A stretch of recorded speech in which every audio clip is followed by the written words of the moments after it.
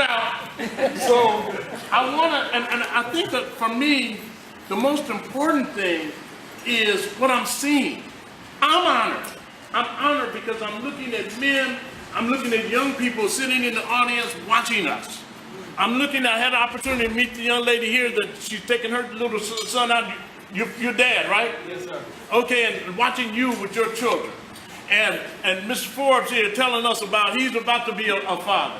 And listening to grandma here bragging, she's been in my ear talking about grandson. The entire time she's been here. You know, and then hearing about him having younger brother that's looking at him. And we got children all over the place. And so you guys are not just saying it, you're doing it. Honor our father. So here's what I want to do. I'm going to tell you a little bit about what I've done. Last year I published a book. It's called Admired Man Why? The Making of an Admired Man. And this is what I really like to talk about.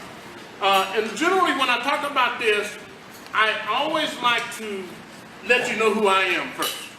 You know, I do workshops and I talk with young men and women all of the time. In fact, the creation of this book, I'll tell you a little bit about the writing of this book. But I talk. Y'all already know that, right? And so, but I always start off letting you know a little bit about me. So I can't tell you the whole thing, but I'll tell you a little bit. The inspiration, they always ask me, what inspired you to write this? The inspiration came when I was 14 years old. I grew up without a father. And I didn't discover I didn't have a father until I was 14. I went to junior high school, it's father-son night. I didn't know any better. So I went, my friends was going. And in my elementary school, I grew up in anybody familiar with Nicholson Garden Housing Project? Yeah. Yep. All right, that's where I grew up. And this was a long time ago. So everybody in the project, didn't nobody have a father. We all had the same father, I don't know. I'm afraid for them to do DNA tests back for me. Because I didn't find out till later, wait a minute, those was our fathers? You know? So where I grew up, didn't nobody have a father. So I didn't know no different. Then when I went over to Markham, it was, at that time, it was drawn from a little different community.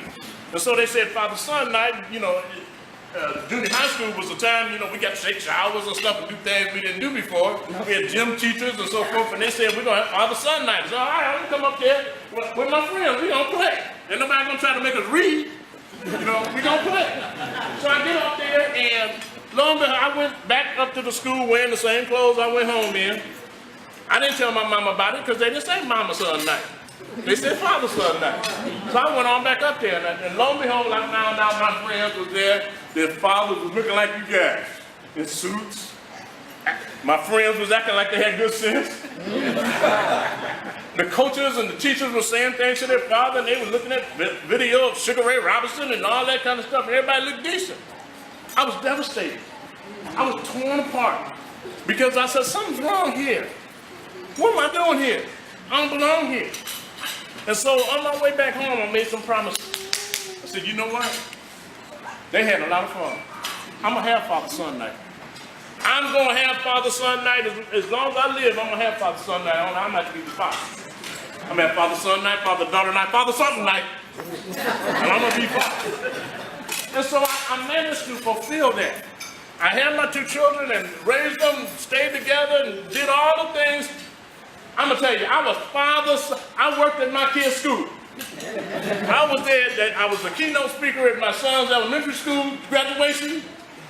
And then I worked at the junior high school and the high school that they went to as the director of technology.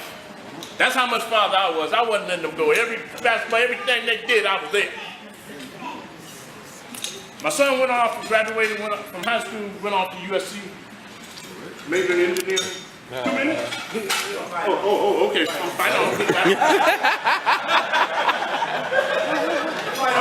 almost forgot that.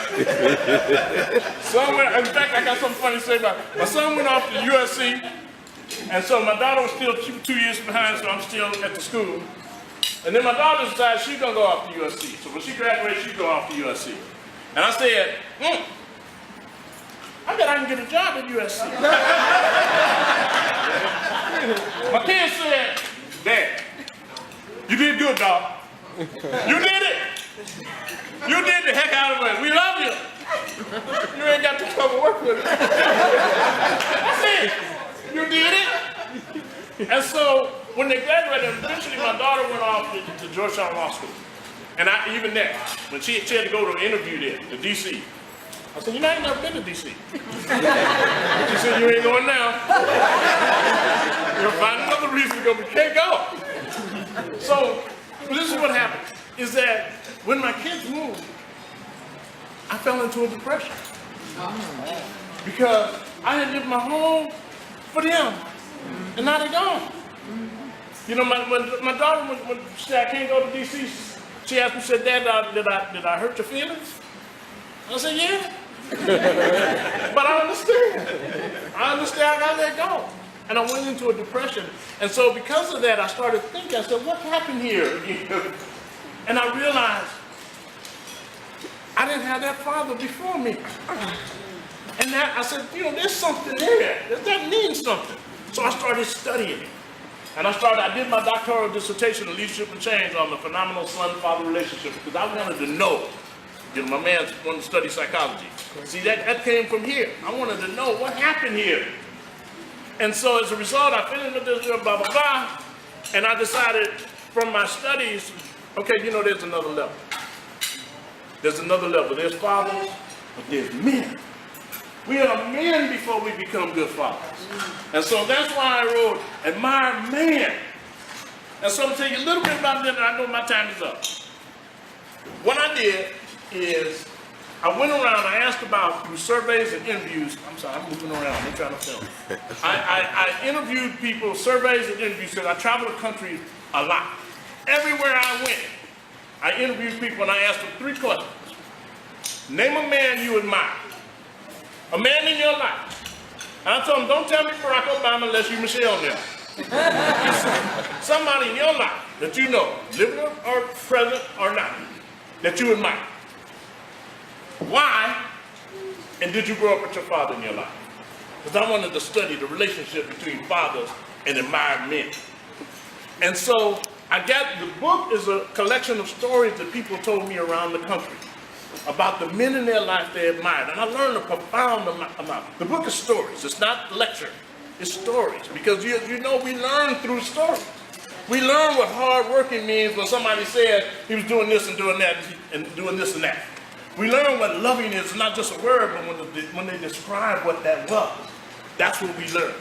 And so I want to challenge you guys, and I see a room full of admired men here. This is what I like about this. I lecture and do workshops with some men that need to learn. With young men, I go back to my community. I spend a lot of time over in Nixon Garden and in the Watts area, working with young men and women to teach them the skills. It's not just the quality characteristics of behaviors, but the book is broken down into what I call the quality characteristics of behavior of admired men based on all of these interviews. And so I work with them on skills, but I want to tell you, and this is what's so inspiring for me today, is I'm looking for a room full of admired men. Fathers, brothers, we were talking about you, about the inspiration that you have on, because you're not a father yet, but you have inspiration on those that are younger than you. And some of you others that are younger. And some of you brought your mother. I'm inspired by that, because you know that your relationship, you're more than fathers. Your brothers, your uncles, your sons, your cousins, your nephews, your neighbors, your co-workers. And so I want to tell you this. This is something that I do. Even though I'm finished the book, I'm writing another one. But I do this in the community. Everywhere I go. I will sometimes see a bunch of young men that look like they need some attention. And you guys know, some of these gangbangers and stuff like that, all it is they want attention. That's all. They're not crazy. That's it. I know they're not crazy. I grew up in that community. Crazy people don't gather together in gangs. Crazy people stand over there by themselves. You know what I'm saying? They ain't in a gang. You ain't in a gang of crazy people. You know? So they're not crazy. They need attention. So every once in a while, and I'll tell you a quick story. Every once in a while, and I want you guys to do this. You walk up to one of them and say, are you an admired man? Let me tell you, I was over in Watts, and I was at the Denny's over there in Watts, and I was sitting there eating, and there was a group of them came in, and they went over to one of the big booths, a group of about 5 or 6 boys. They was all right, but you know how they came in. They came in, and they had one young lady with them, and they were sitting there, and they were talking, getting a little loud. So I decided, oh, yeah, this is going to be fun. So I walk over to him, and I want you guys to do this. I want you to do this. You'd be surprised. I walked over, I picked one of them and said, hey, young blood, I got a question to ask you. Are you an admired man? And I guarantee you, when you do that, every single time I've done that, I get the same response. I say, are you an admired man? They say, what? Because I know they wonder, what's wrong with this dude? What kind of question is that to ask somebody? Particularly when I'm buff and I'm tough. And so I do it again. I got a routine. I say, are you an admired man? Every single time I do that, the second time I ask them, they say, huh? So then I change it up. I say, does anybody admire you? Now you can imagine the thinking that's going on by this time. Because they know what admire means and they're trying to figure out, well, how do I respond to this? I write in the book, there's a neurological connection between emotions like admiration is connected with the elements in your brain that self-reflect. And so that's going on even if they don't know it. They're starting to think about themselves. So I said, does anybody admire you? By this time, the young man kind of got himself together a little bit. And he says, yeah. And then I hit him with that second question. That's the powerful one. Why? And he started thinking. And now he's thinking about what are the characteristics that people admire. He never thought about this about himself before. And he started saying it. He said, well, I'm nice. I'm respectful. You know, I pay attention to what other people's needs are. Then the girl in the booth said, you lying. She said, you lying? Because you was just here cursing and there's some older ladies in the booth next to us. Then the older lady said, she showed up. They wasn't gonna say nothing. But this generator said, yes, he was. The boy was stunned. He sat there. He did not realize that he was doing that, or that this is not an admirable characteristic, and most importantly, and this is the message for you guys, we're being watched. This is what I love about those kids over there. They are watching. That young man right there, see him? Look at him. He's looking. He's looking, why is that dude up there yelling? But he's looking. He said, looking around the room, you see guys with ties, you see another guy standing up front yelling. And it's developing who he is. And so that's my message. And this is why I do that in the public.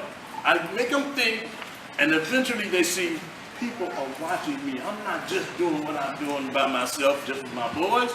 People are watching, and I have an impact on other people's lives, on what they do with themselves, positively or negatively. And that's what the making of an admired man. The most admired man in the book, I can't go through all this stuff. I'm going to end with, the most admired man, according to my research, was father. That was the most admired man. But the why is what I learned more about the why. And it was not being fatherly. Being fatherly was the fifth reason why. The number one reason why people admired men was family. How they are with their family. Even though father was number one, that wasn't the reason. Fatherly was five. How they are with their family. Brother, how they are with their family. Grandfather, how they are with their family. Husband. Actually, husband, when I broke out the information on just husband, why they were admired, and it was father. Women really admired their husband when they were good fathers. But beyond that, just women and their husbands, family was number one. How you are with your family. And of course, there's not thin lines. There's thin lines here. There's not thick lines. You can be very family-oriented and fatherly as well. And in my stories, that comes out. No one said one thing. They said a number of things. I just pulled the data out and made it, so it showed on the pie chart because I got PhD. You're supposed to do that. But it's, it ain't that. I love going over. I'm known in the watch as Dr. Hickey. And that's just so the young people get it in their head. But I tell them, look how I grew up over here with y'all. Everything I learned to get that I learned when I was in Nixon. I already knew. I just had to come up with a different way of saying it, you know. But when at that time, and y'all know the neighborhood, I lived in the Nixons and I went to Jordan High School, carrying a saxophone. So if you can do that, you're pretty sharp. You know, you're gonna have to answer some questions on the way. So that's all your dissertation work is answering some questions. So you know how to do that if you survive that.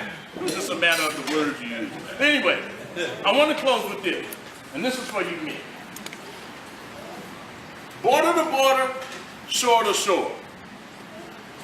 The man that is fatherly, we always adore. Be he brother, husband, cousin, or friend.